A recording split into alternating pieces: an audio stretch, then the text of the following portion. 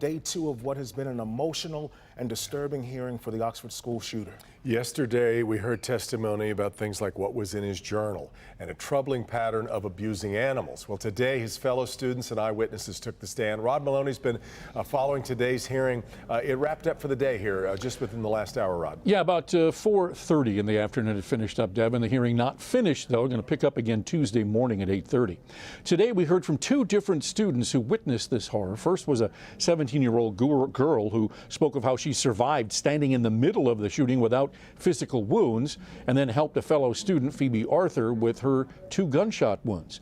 The second, and we're going to hear from him now, is a boy who was there as Ethan Crumbley shot Justin Shilling, execution style. I heard one single shot right outside the bathroom, extremely loud. This 16-year-old Oxford High student was a freshman that day and immediately took out his phone and texted his family, who told him to stay quiet and calm. Justin Shilling, in the bathroom with him at the time, told the young man to stand on top of the toilet to hide his feet, which he did. Justin hid behind the bathroom partition, hoping Ethan Crumbley wouldn't find them, but he did. He kicked the door and it swung open. He testified the shooter looked at both of them, turned heel and left. The young man texted his family again. His father looked to call the sheriff's office for him. But Crumbley quickly came back into the bathroom and pulled Justin out of the stall at gunpoint. It was quiet for a second, and then I heard a shot. And what did that sound like? Just extremely loud. At this point, it was 2 or 3 feet away from you? Yes. Okay. What did you think when that happened? I kind of didn't know what to think. My mind wasn't really believing that it happened. Then Crumbley came into the stall and told the shuddering student to come out and stand next to Justin's bloodied body. When he moved the gun away from me, his side kind of, I ran behind his back and out the door. Okay.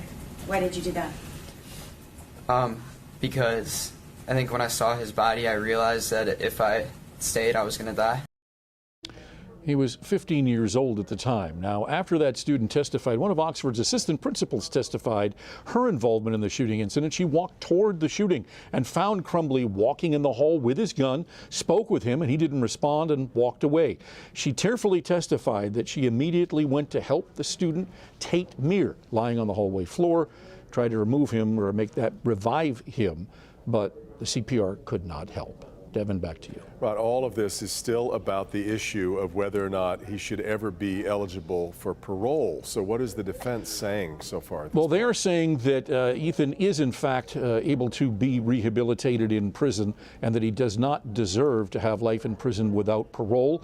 And they have a couple of witnesses that they brought to the stand today. We'll be hearing from them coming up on Local 4 News at 6. You got it. All right, we'll see you then, Rod.